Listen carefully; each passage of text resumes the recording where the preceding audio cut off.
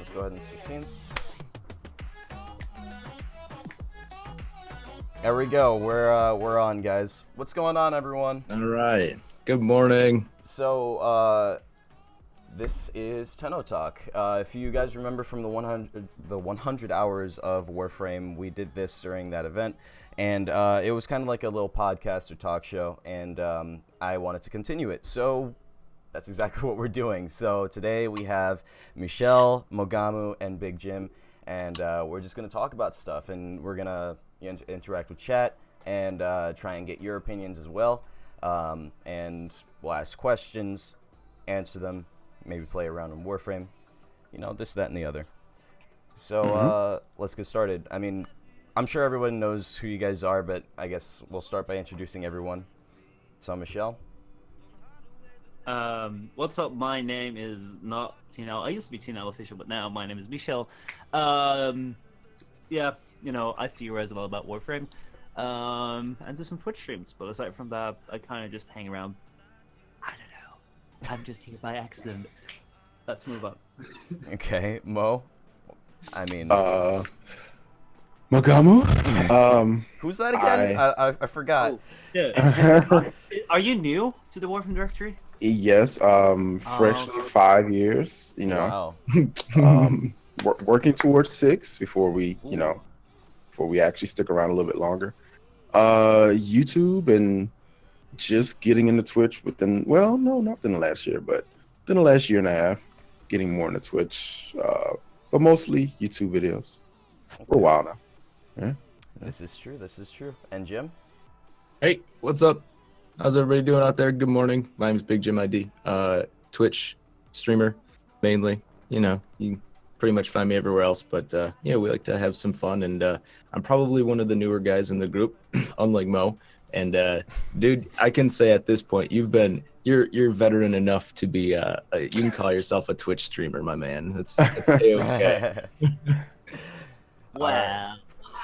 Yeah, so what we're going to do today is we're going to talk a little bit about the sacrifice, we're going to talk a little bit about Warframe in general, and then we're going to just break it down from there and see where it goes. So if you guys have not played the sacrifice yet, just cover your ears or something, mute the stream. Maybe we should change the title to TennoTalk #1, sacrifice, whatever else, and then spoilers. With spoilers? Yeah, like right now, people are expecting Tiger Stripe to show up. I can grow my hair out real quickly and then be like Tiger Stripe. But oh wait, did it not change the stream name? Oh shoot, it didn't. You know what it did? Yeah. Still says Tiger Stripe. It changed my personal Twitch. I just went over to my Twitch channel and I saw it. Shit. That's so, yeah, hilarious. I will change the the stream name right now. Good job. I know. I'm doing real well right now. So is this what episode is this? Is this like the one since the 100 hours? Is this the very next one? Yeah. This this is literally is the one right after. Yep. So well, we could call it episode 2, or we could call 100 hours episode pilot, episode 0. Whichever one. Whatever one. Alright, guys. As you see right here, this is going to be the second piece of regular content here on Warframe fan channels, where we're going to be bringing this podcast, or at least actually Defton is going to be bringing this podcast. I think he's right above me. We're going to have Defton host this podcast. I don't know, bi-weekly we're looking at. We're going to be talking about Warframe developments, what's been going on. Right now we have a lot of interesting stuff to talk about because a lot has been going on. We have 2 more weeks to go till TennoCon.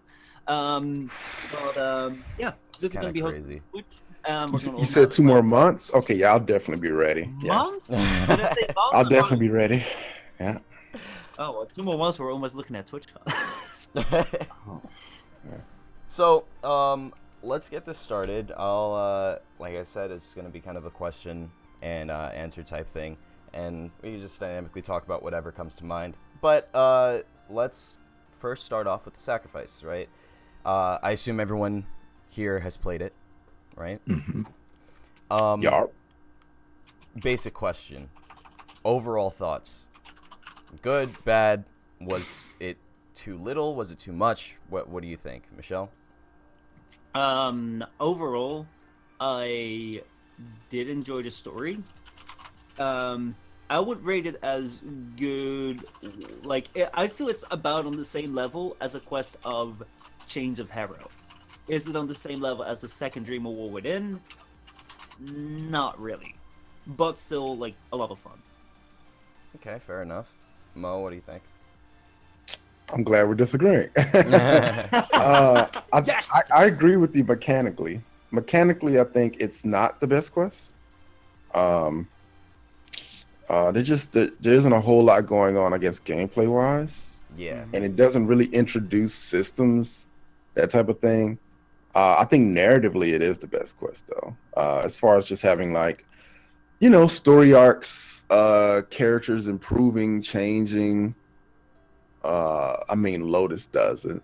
Spoiler, sorry. We'll find that out next time, hopefully. Right. But Operator, Warframe, that type of thing. I think in that respect, I think it is the best quest, and I've kind of been exploring that. But you're right, mechanically, maybe not so much, But I think narratively, I think it sticks a little harder than you guys are gonna go upset with me. I can tell. I think narratively it sticks harder than Second Dream. I mean, okay. Well, I'll let Let's Jim get say. to Jim first. Yeah, I'll let Jim say what he wants to say. I thought it was sick. I loved it. It was so good. I got one like, with my team. Let's go. yeah, it was so good. But yeah, I mean, I agree. Because I had replayed all 4 of the prerequisites before it dropped. That week, the 2 days prior, and I agree with Mogamu. Like, there was tons of stuff in the second Dream. The War Within was like kind of a good closer type of lead to the next.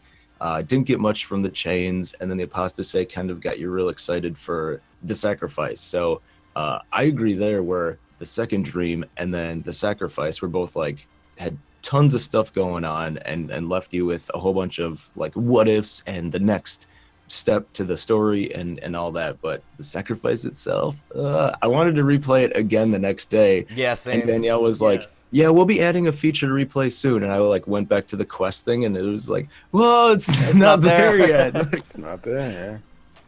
Okay, for me, I actually do agree that the quest narratively is.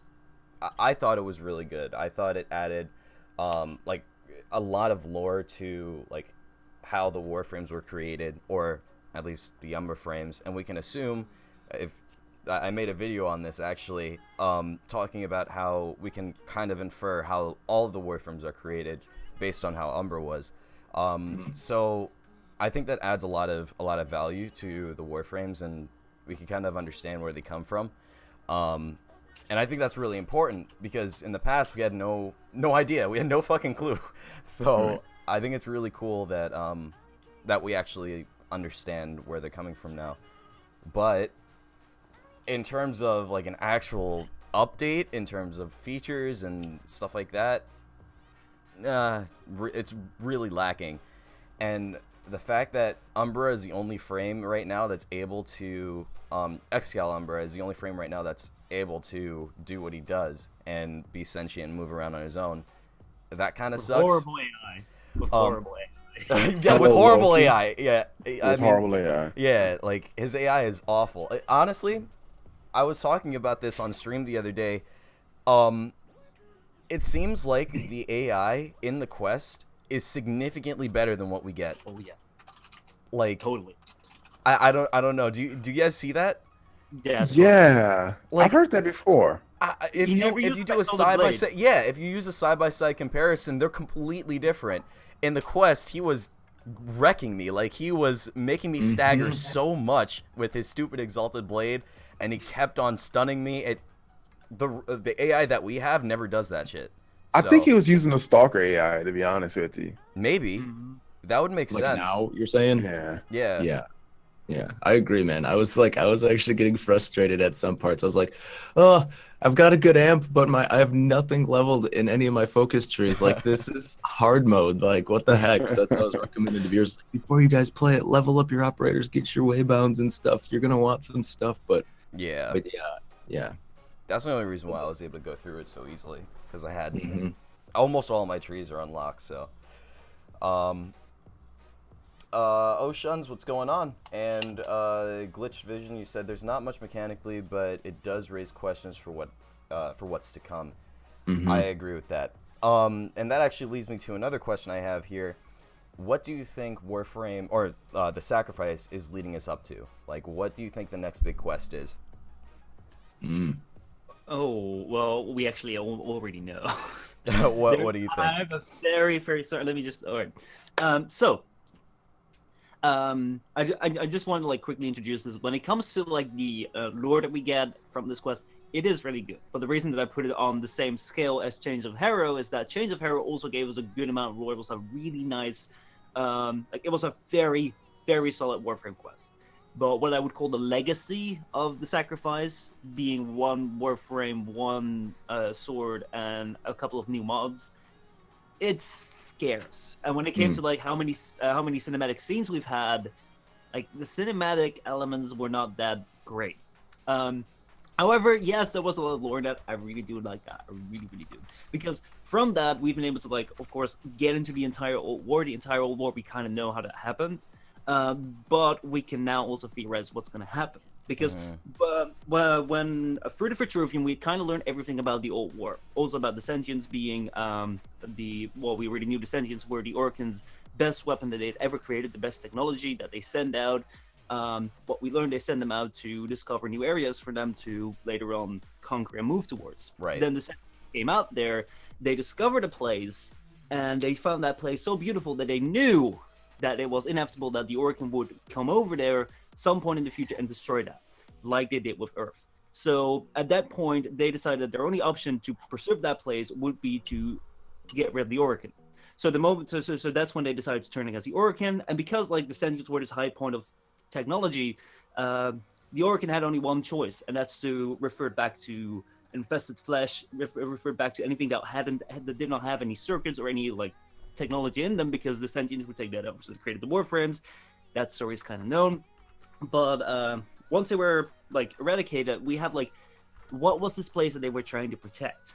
Well, we know through tweets from Warframe, through tweets that have been sent out about like general talk that's been done previously, we know about a place called the Tau system, which is a completely new solar system that we've never seen before, which is not our solar system, it's a new system. Right. The Tau system, if you go to the mods in your new Umbra mods, you will find that there is Tau resist and extra sentient damage. And there have been people that have been dismissing these mods because they don't have enough damage. I prefer my prime pressure points, but look at that. We have extra sentient damage and we have Tau resist. The next one that's coming, with the Lotus coming back home to Mother, is us going to the Tau system, which I also feel is the Tenno life reveal of this year. Spoilers. Yeah, maybe. All right, what do you think, Mo? Everything he said. I mean, they've been. I mean, it's been a long time coming, man. Like Steve has said he wanted to do a new solar system, I think, at some point, like long time ago. He said it a while ago. Yeah, so there's some hints there. There's some hints in the mods that they want to do to the Tau system. They said they wanted to wrap up currently what we have. So, I mean, everything points towards that. Will they do it at TennoTalk? I hope. I mean, yeah. What else have they been working on? Like, honestly, like this quest cannot have been 8 months of work. Yeah. Like, let me tell you that. Clem cinematic quest, we're gonna get it. Oh, Clem, yes. Clem Yes. cinematic and Warframe battle royale. That's what we need. Oh. That's what we need. Jim, let me tell you, I just got word from the E. They'd be down with that if you will cover for the legal fees when we're getting sued by podcast. Sued by Epic. Oh my god. But DMCA. yeah, DMCA. Jim, I guess do you agree as well, or? So yeah, I'm glad Michelle went full circle on that one, because like I was gonna say that too. I hadn't even noticed when I first played through like all of the lore in the Sacrifice until I was editing The highlights, video, right? looking at the VOD. Yeah. And then at the very end of that one, because I was like, I sent it in for a reaction when she came down, and then her whole voice line at the end where she was talking about the mother, I was like, wait, they didn't even say that the first time. Well, obviously they had to because I played it, but I completely missed it. I was in such shock and awe. I was like, what is that? Like, so I don't even know wherever. Yeah, and that would be really, really exciting if we did get a new thing. Because I've been saying it's like, well, last year, yeah, we all expected Umbra, right? And then we got Planes, which was something that nobody had any idea of. So this year, I'm hoping we get something new that it's like, all right, well, we're all expecting the Venus, right? Open zone, and I'm hoping we get something completely different, like a new solar system or something where we aren't expecting it at all. Right. Or at least just me. I don't know. I don't.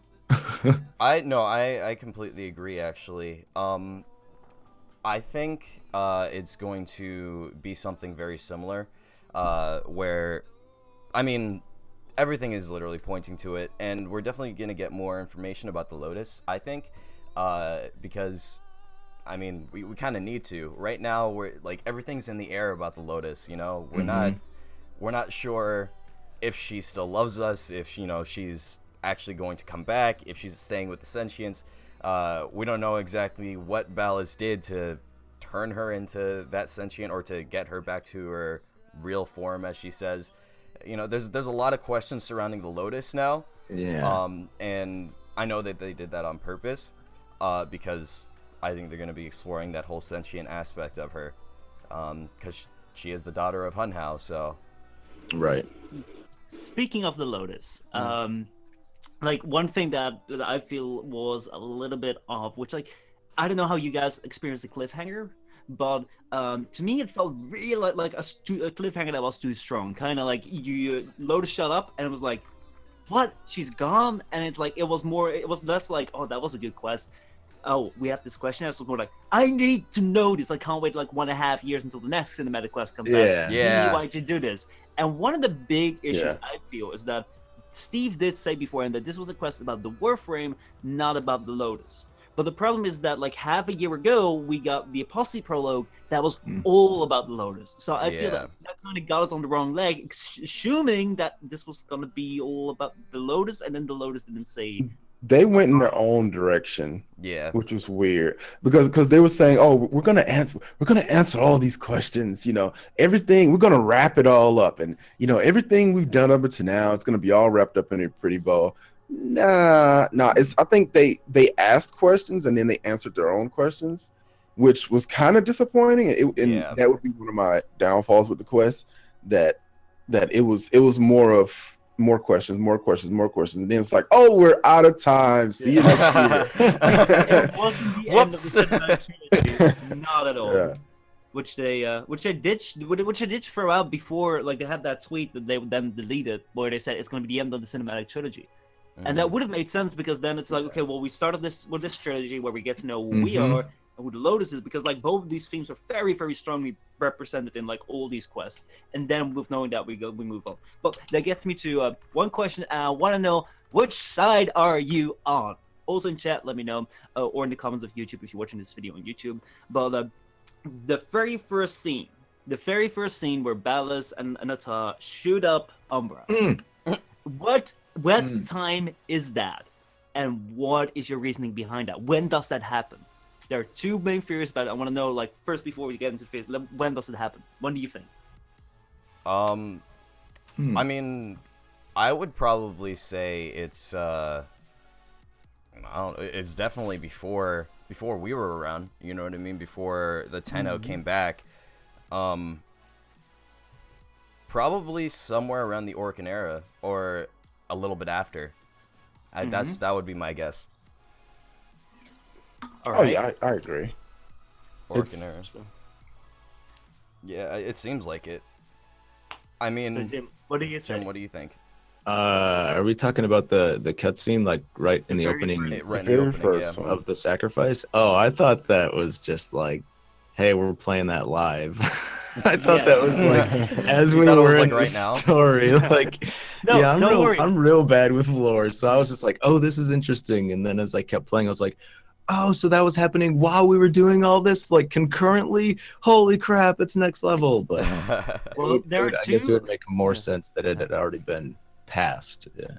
Well, like let me tell you the two strong main theories, and one that really supports what you think, and one that supports the past theory. And this is like one of my grabs to the sacrifice. It's got so many plot holes. Everything that Ballast says is complete crap because it's not backed up by anything. But that aside, so the scene that happens, it's on the moon.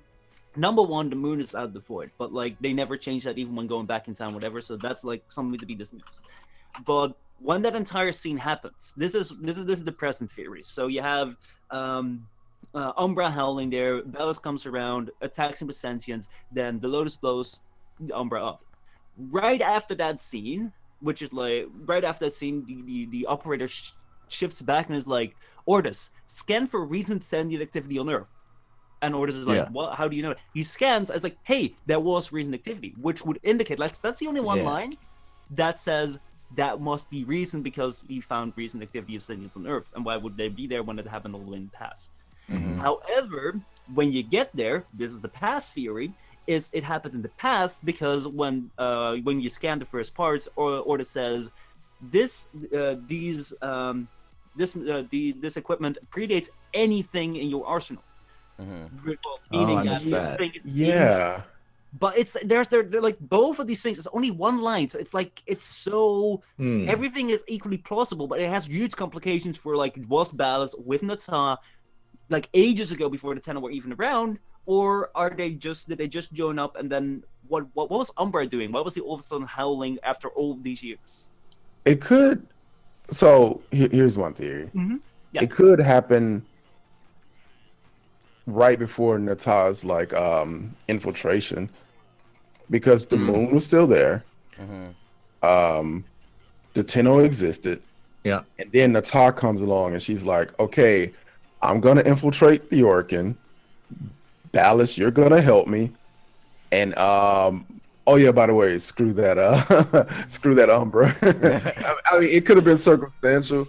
I mean, that's one theory. And the other theory is that it happened a lot sooner based on those lines. But then that's like, man, it's like, that's why I wanted to get Steve face to face and nail this stuff down. I've been talking to my stream about that. It's like, look, some of this stuff we just got to ask, because it's like, we can throw it around all day, but we would need a solid answer to kind of give it context.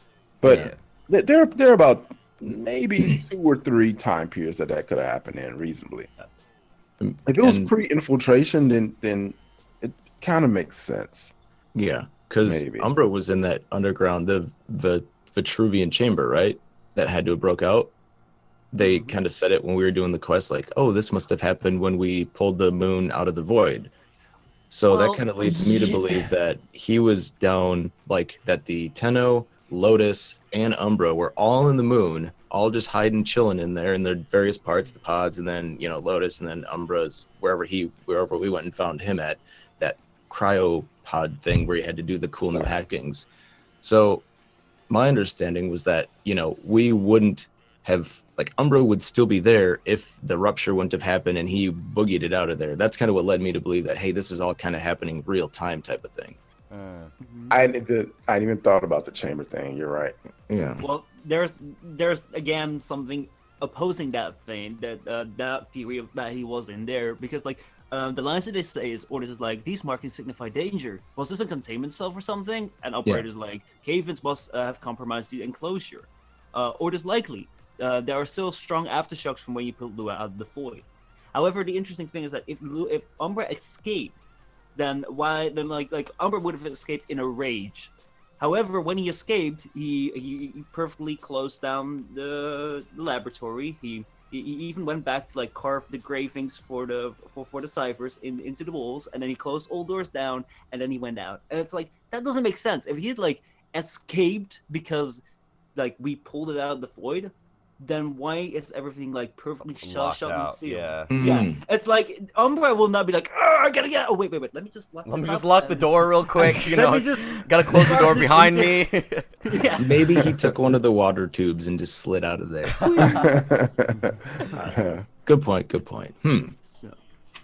So yeah, no, that makes sense.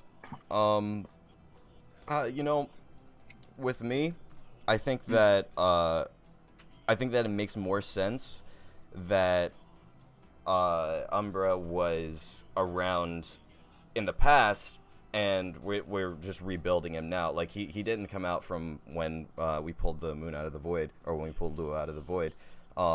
He's just been gone for centuries, and I think that makes the most sense. It's the theory that has the most evidence given by the quest, so I'm just gonna stick with that.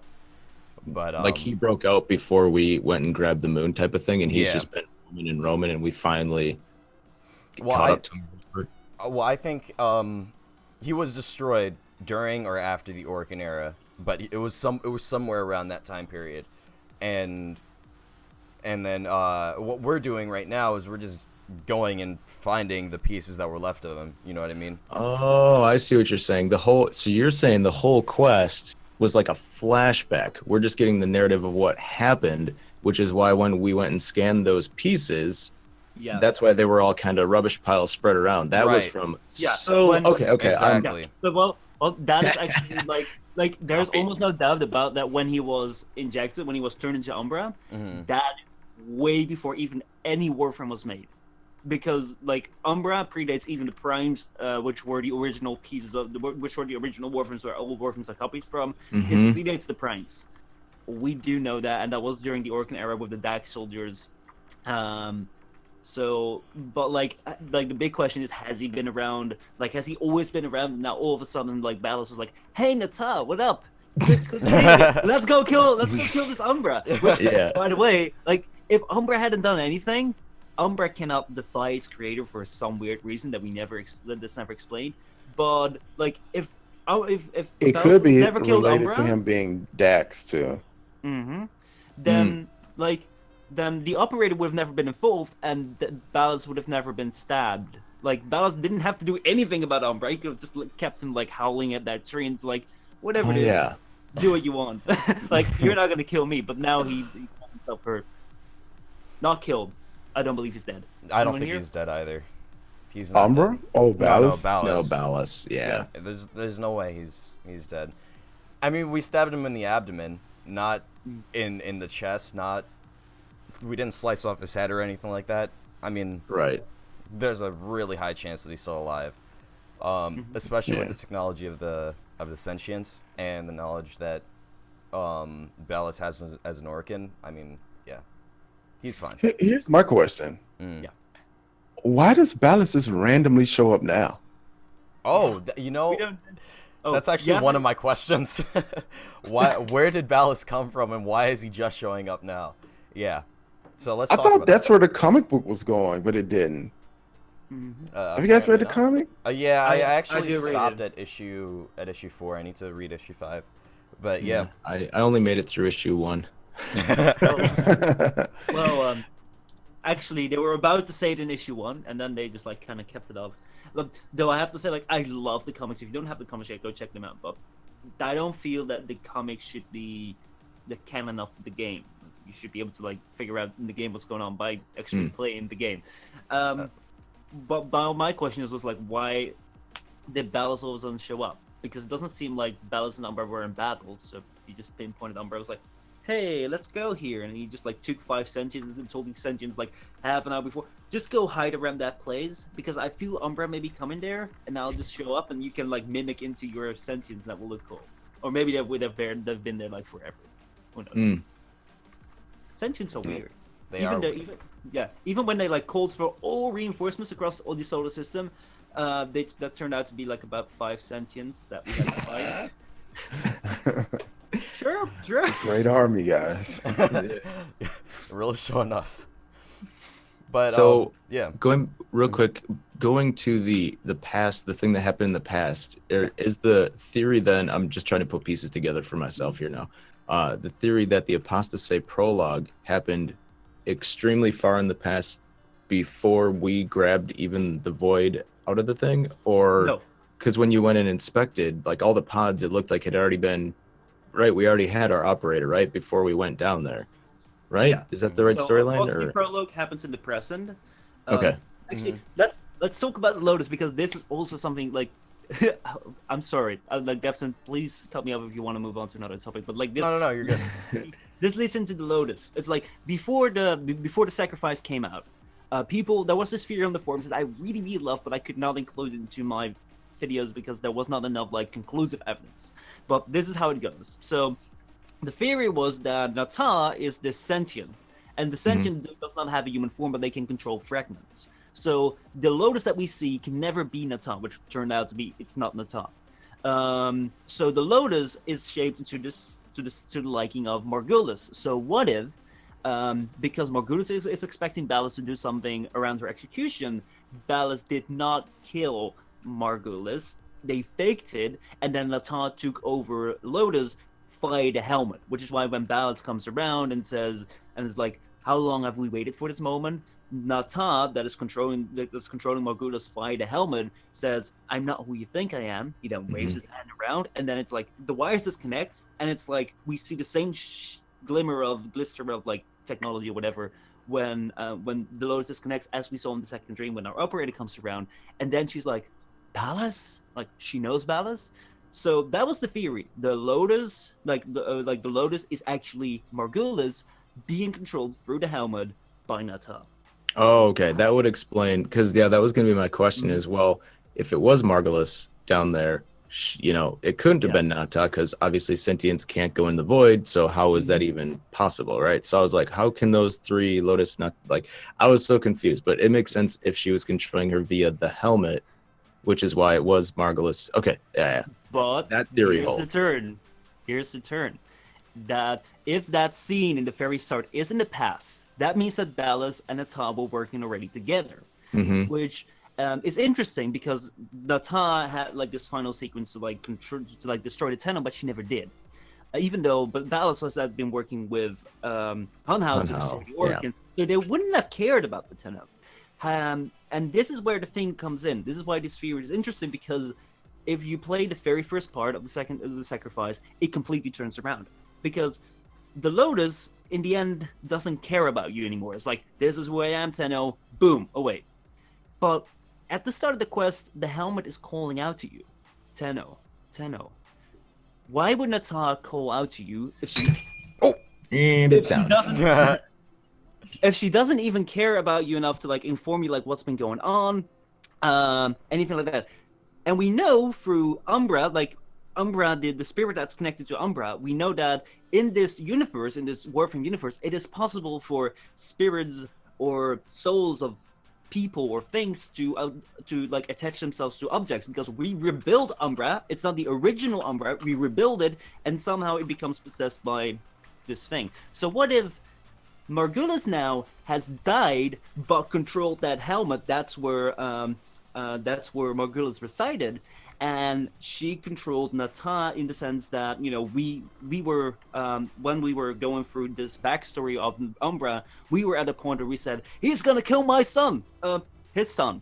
We kind of assumed that it was us. So what if Margulis had the same effects on Nata and created the Lotus, giving her this false idea of I need to have children of my own, I need to protect the Tenno, while still realizing that she was Nata, but giving this false idea. And then when the helmet was released, she became Nata again, and Ballas was like, what is the Lotus doing? What's Nata doing? He came and checked her out, cut off the helmet, and then she became Nata again, and she flew off. Which is interesting because the entire thing is turned around. Both could still be the case, but yeah, there's definitely something going on about that helmet. Huh. So this is what I was hoping they would answer. But yeah, everything is speculation at this point. But dude, I don't know, because we know that Nata, or at least we have heard and we've gone through these quests knowing that Margulis was killed or was executed by the Orkin. Yeah, I think there's even a reference to the Jade Chamber thing too. The Jade Light, yeah.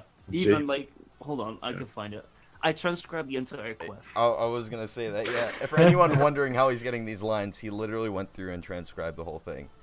Yeah, because I couldn't replay it. It sucked, so I had to had another way. Yeah. Have we seen the man in the wall interaction after the quest? No, I logged in and I didn't get it. I did. But I don't get any I don't even get Hey Kiddos, so I don't know either platform. I'm just that unlucky. I don't get any of the bonus stuff. Wow. But yeah, I've seen it. I So- should have transcribed the lines though. So you want to know about the Jade Light? That is that like it? when. Oh, Yeah, that one. Yeah, so it's about the moment you go back, and then Ballas says to Umbra, he says, "Trouble concentrating, old friend. Look at all your Comey stones I've taken." And before he's referenced to these Comey stones as being the lives of like the back soldiers that he takes, and he says, Yep. "This one, a brother, these three, his children, and on, all of these gone to the Jade Light." So the Jade Light is like, we don't know exactly what it is, but people die when they face it. Yeah, maybe it's supposed to be like Warframe's version of heaven, like, you know, that kind of idea. Yeah. I thought the Jade Light was the execution chamber. Yeah, You think? I feel it is because like they tell Marguerite you will face the Jade Light and then die. So, Yeah. Oh, okay. Oh. I don't know. Huh. yeah. It's so Like everything is all up in the air, and actually, I was seeing some comments on my video saying that they really didn't like the fact that DE was very ambiguous about the storyline. But I countered that by saying I think that's good storytelling. You know, that makes it so that we want more. We want them to create more, and it adds a bunch of like cliffhangers, and it draws us into the story more. It makes us want to come back for the next installment. It's like a TV show. It's literally the exact same formula, except in a game, and I like that a lot. So, What's this cliffhanger not too strong? though, well, it's right there in the fiber of the game though. Like I remember early, like 2013, 2014, Steve talking about how he wants it to feel like you're discovering things, or you know, things feel like a mystery, like even down to gameplay elements. So it's in the DNA of the game at this point. So it's like, I don't know. I definitely would like to kind of cherry pick things that aren't like you say ambiguous, but it doesn't seem like we can, because they're making the calls for us. So Yeah. it makes it hard, man. Makes it tough to talk about it. it does, but I don't It's know. getting dark, real dark. It is. It honestly. There- I well- kind of like that though. There's also something dark. Like, if we want to move on, we can move on. But there's also some. Like, I also have like a really dark theory, which is kind of fun to discuss. Up to Okay. you, Dan. Up to you, Dan. Dark theory. Yeah. All we right. can This- go with it. Yeah. This is, you will never look at your orbiter the same way. So, when going for the quest, you'll discover that the way that Warframes are created is not with technology. They're not built by technology or anything. They're just normal DAX soldiers that are Yep. infested with the Helminth virus, an infested virus that turns their skin into steel and turns their organs like immortal or whatever. Like they become Yeah. the best weapons, but their brains are fucked up, so they needed Tenno to control themselves. So, and while they're talking about that, while they're talking about that Helminth virus, in the Vitruvian, you will see a background image. Now, let me tell you, that background image is very important, because before they're talking about the sentient and they're talking about Nata, and Nata is in the background. Like you didn't see that when you played it for the first time, but there's actually a drawing of Nata the sentient with Nata in Tenobet written on it. So you could have known that it was Nata if you could read Tenobet. Not all of us can. Sorry. No, good. But in that background, when they're talking about the Helminth virus, they created the Helminth. And you see in the background, there's also Tenobet saying Helminth, and you see the exact chair that is in your orbiter, which is also likewise called Helminth, and it's alive, and it's a chair where you can sit in and you can get that cyst taken out. But that looks like it just does something simple. It could be used for so much more, and that makes you wonder, when you create a Warframe, how do you make that? Your foundry is way too small, and Warframe really pays close attention to like what is in your orbiter. You have your foundry that's like, you have that arm that can create weapons. You see your weapons spinning if it's like done. You will have your mod capacity. You have your pet in your incubator slot, but you never see where your weapons are created. But you still have this chamber in your orbiter. What does it do? Well, because that chair is the exact same thing that we see in the background, when they're talking about Helminth, that's gotta be that's gotta be the thing where they create Warframes, right? So if you want to create a Warframe, if you want to build a Warframe, well, of course you're gonna have different blueprints, because one helmet virus, you can have different versions of the helmet virus. One helmet virus can turn you into a rhino, because they use different variations of the virus. Yeah. One can turn you into a foal. So what if the blueprints are just like the instructions for helmet to how to apply that virus? And that it takes 72 hours, because when you're creating a Warframe, you're not just building it in your foundry, it's actually putting a person in that room and turning them into a Warframe on your ship. Yeah, because there's a bed in that room too. So if they like sat in the chair, got the fibers, and then that was like their incubator, just like in the quest. Oh, that's such a cool theory. Could you imagine you're building if they added that now? If there was like the little picture of your, like a little dude sitting there, little Dax soldier, like, all right, starting to get. Has anyone went into that room while a Warframe was constructing? Never. No.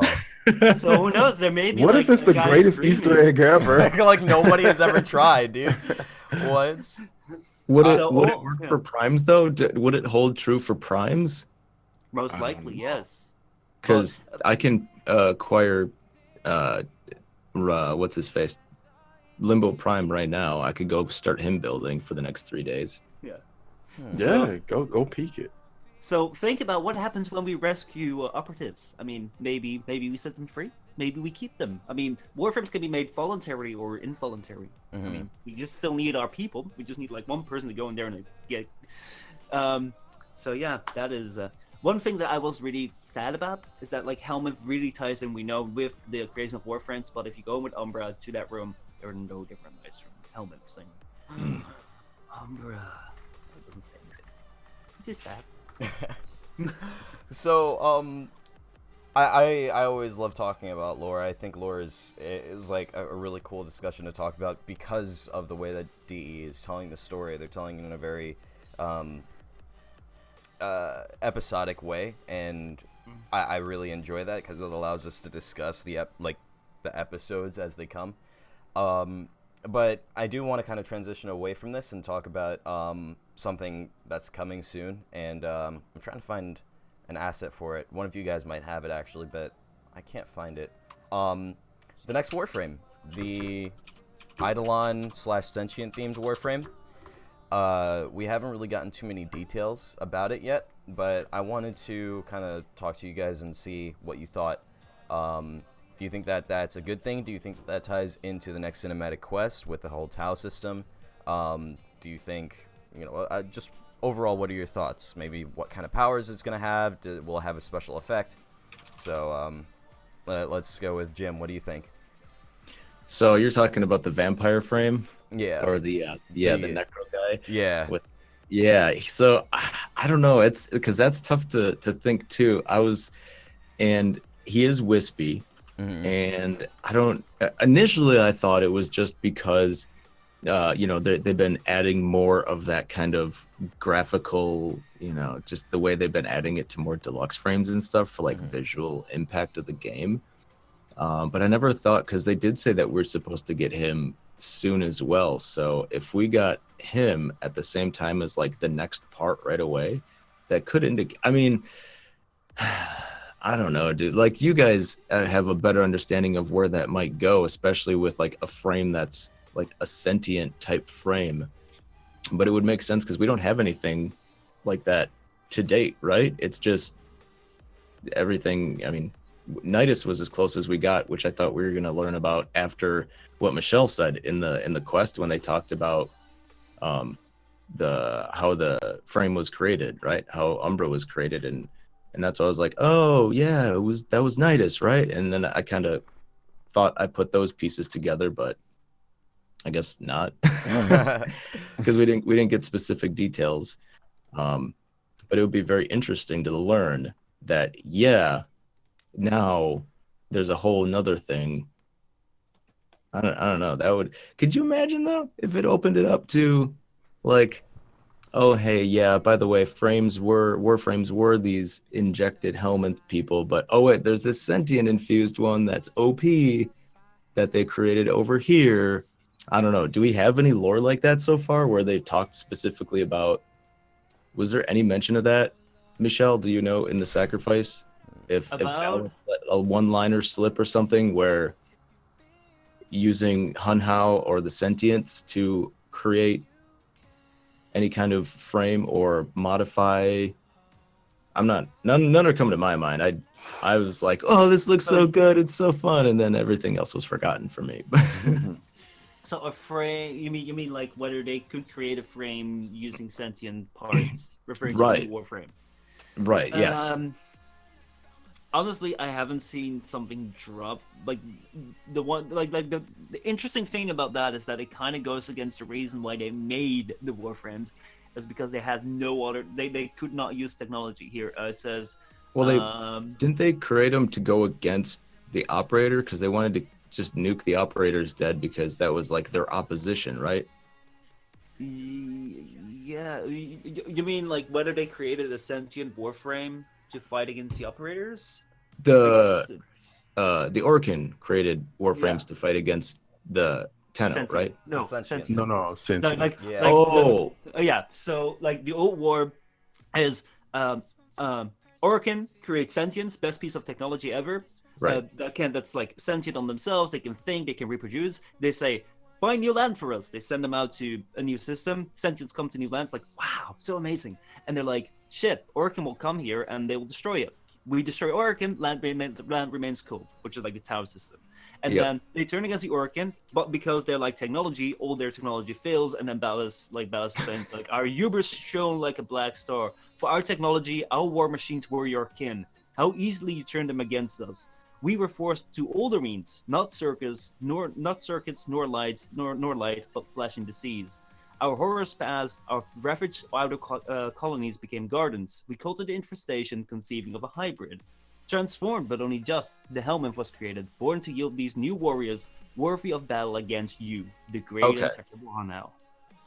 So yeah. Well, who wanted to kill the Tenno then? Nobody? We're just there? Well, no, after the Yeah. whole situation went down with the sentients, we actually turned against the Orkin, meaning the Tenno. Yeah.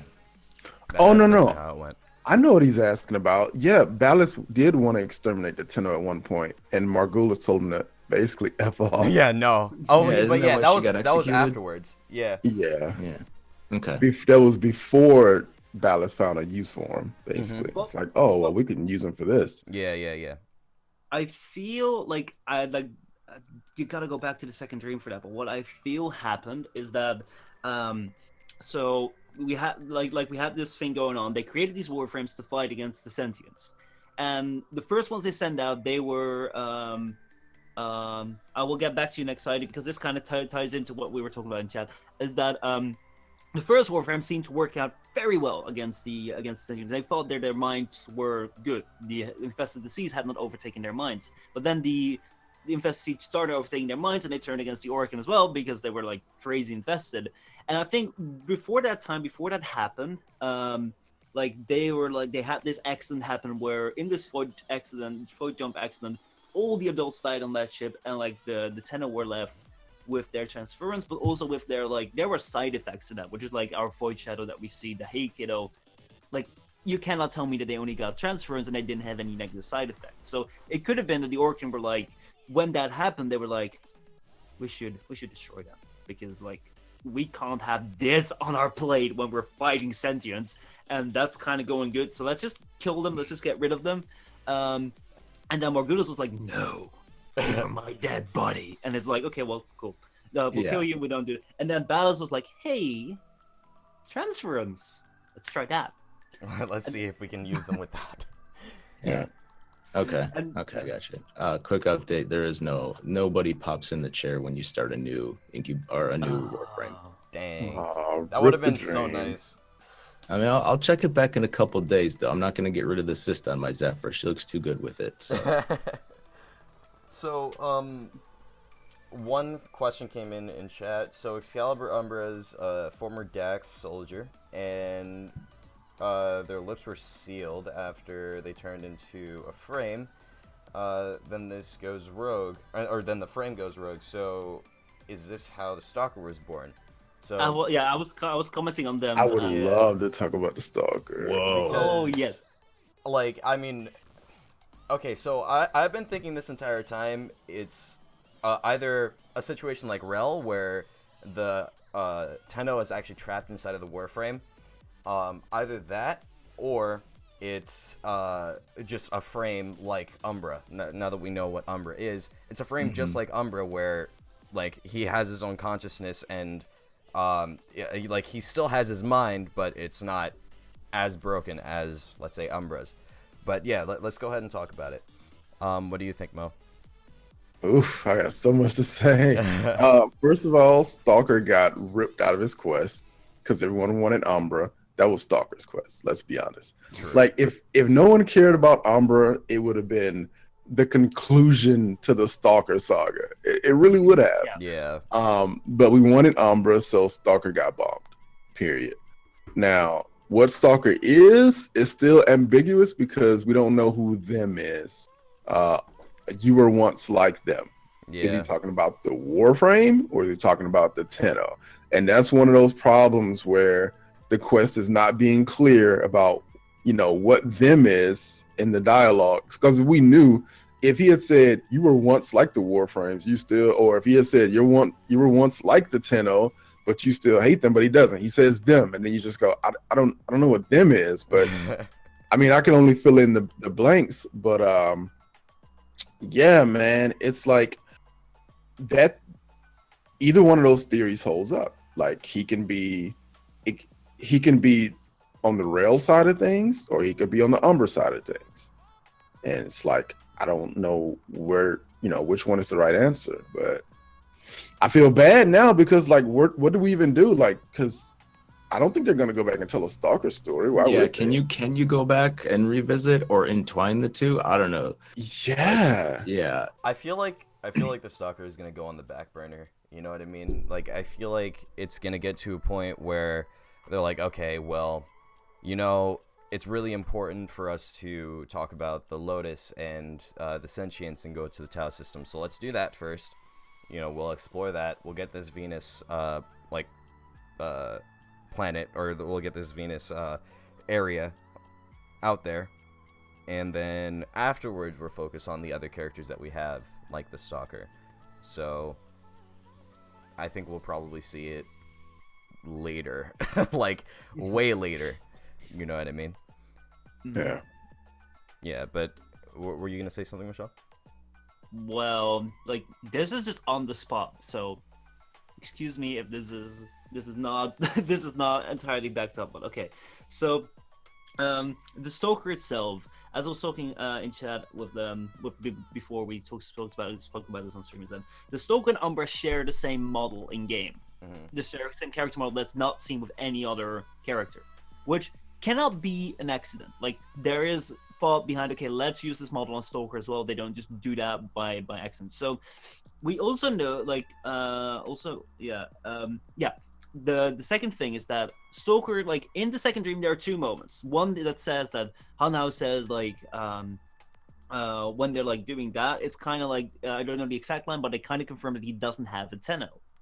But then later on, when the Stalker's holding the Tenno like that, it's kind of like you know what they are, you know it yourself too. It's like kind of like you are the same. You still hate them, you still hate yourself, which is like, right. Okay, well that's kind of contradictory.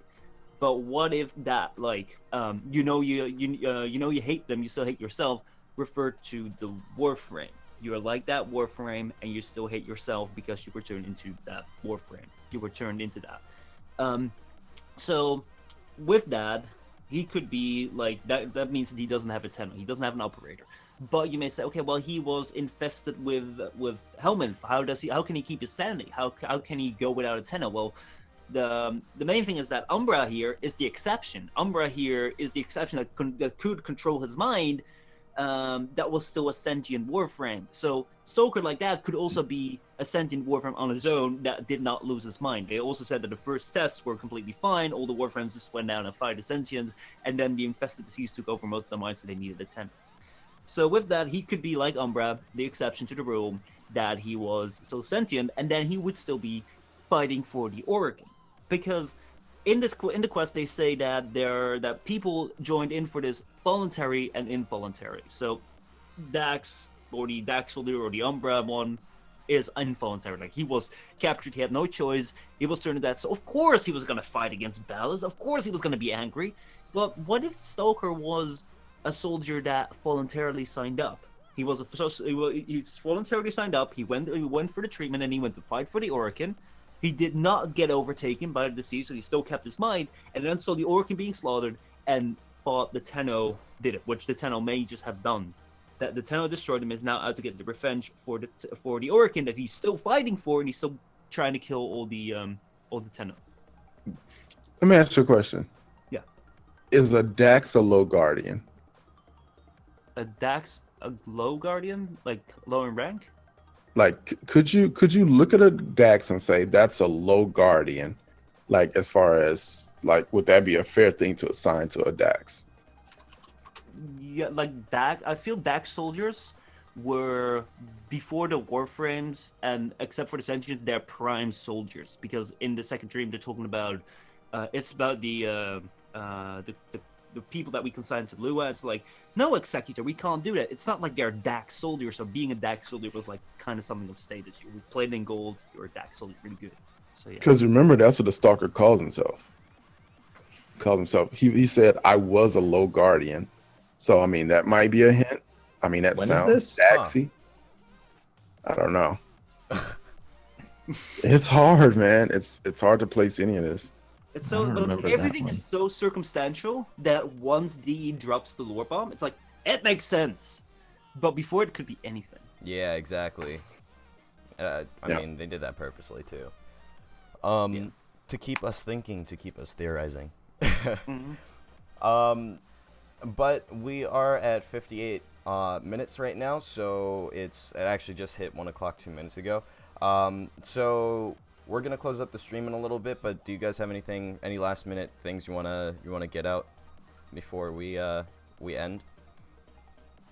Anything? I was just gonna say, guys, go follow from the 70s who just showed up in chat. Amazing cast. It's gonna be a Hey. Hey, 70s, what's going on? But yeah, so this was TennoTalk. I hope you guys enjoyed. As this was kind of like the pilot. As the show or whatever you want to call it, show or podcast. I don't know. As it progresses, it will obviously get better. I'll continue to work on it. But this is my baby. This is my project, and I hope it does well.